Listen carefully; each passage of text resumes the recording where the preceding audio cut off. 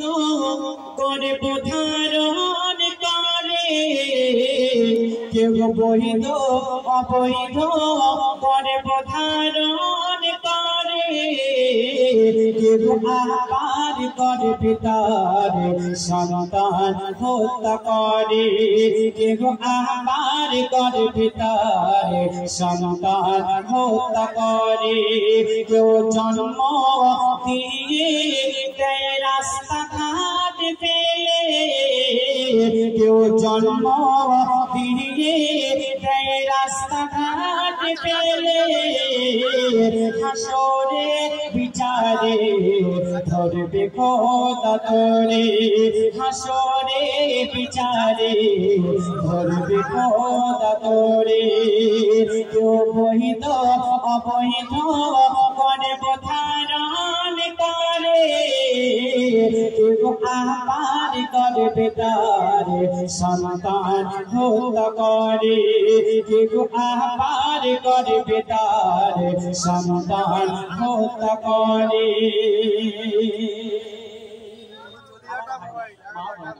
আমি আপনাদের কাছে হাত জোড় করে বলবো, একটা লাইন বাদ দেবেন না, গজলের একটা কথা বাদ দেবেন না, মন দিয়ে শুনবেন। কাল সকালে আপনারা বুঝতে পারবেন শিল্পীরা আমাদের কি বুঝিয়ে গেছে। আমি গজলের মাধ্যমে যে কথাগুলো বোঝাবো, অনেক বক্তারা 10,000, 15,000, 20,000 টাকা দিয়ে আনবেন, দেখবেন তারাও ওই সমস্ত কথাবার্তা বলে যাবে, কিন্তু আমি অল্প সময়ে গজলের মাধ্যমে বলে যাব। আজকালকার আমার মা বোনেরা কি করছে সন্তানকে নিয়ে, সেই উদ্দেশ্য করে বলছে, দেখুন ওরা সব গোনা মাসুম শিশু করেনি অপরাধ, করেনি তো কিছু, ওরা সব গোনা মাসুম শিশু করেনি অপরাধ, করেনি তো কিছু, যে জন্ম নেবে খোদারে দুনিয়ায় তার রিজকি জোগাবে মোর আল্লাহ দয়াময়, তবে কোন শিকারণে আসতে দাওনি ভুবনে, তবে কোন শিকারণে আসতে দাওনি ভুবনে, তুমি পারবে না দিতে চান, তবে কেন নিচ্ছ জানে কেড়ে,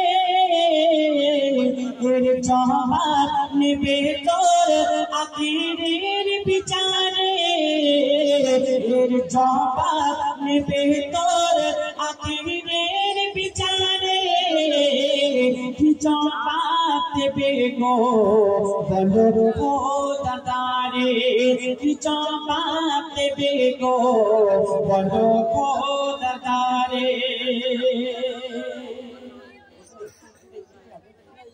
আজকে দেখবেন দুনিয়ার বুকে, আজকে দুনিয়ার বুকে দেখবেন আমাদের কিছু কিছু মা বোন আছে 3-4টে সন্তান হয়ে গেছে, আর ঘরে এসে গেলে কি করে তারা, কি করে আজকে তারা নষ্ট করে দিচ্ছে। আজকে যাদেরকে বাচ্চা নেই, সন্তান আল্লাহ দেয়নি, তারা লাইন দিচ্ছে ডাক্তারখানায় গিয়ে, আল্লাহ আমাকে একটা সন্তান দাও, ডাক্তার বাবু আমাকে একটা ভালো ওষুধ দাও, আমি খেয়ে আমার বাবার কাছে দোয়া করবো আল্লাহ যেন আমাকে একটা সন্তান দেয়।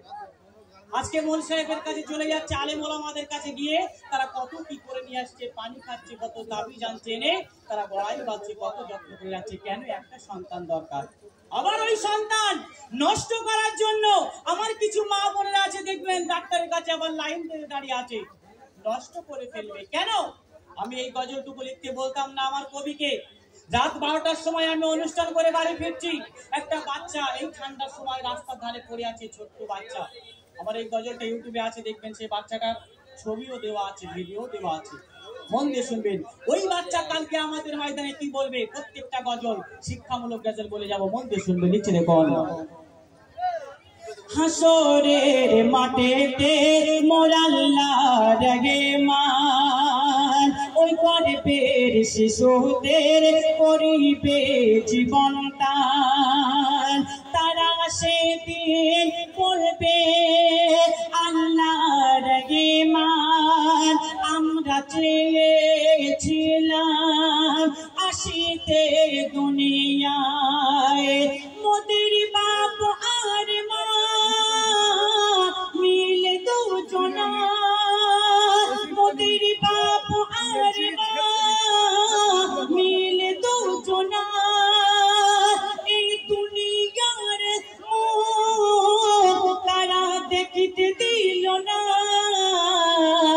আজ জ্বালাতে যদি হয় তো জাকির আগুনে আজ জ্বালাতে যদি হয় তো জাকির ভিতরে তাও তো জাকেতে পেলে মোরা বাপ মায়ের তাও তো জাকেতে পেলে মোরা বাপ মায়ের কেউ বহিত অবহিত করে প্রতারণ করে কেউ আবার করে বেতার সন্তান হত্যা করে কেউ আবার করে বেতার সন্তান হত্যা করে। শেষ কথায় আল্লাহ পাক তিনি কি বলছে দেখুন, যে ঘরে কন্যা সন্তান বেশি জন্ম নেয় ওই ঘরে আল্লাহ পাক তেনারা কি করে দেখুন,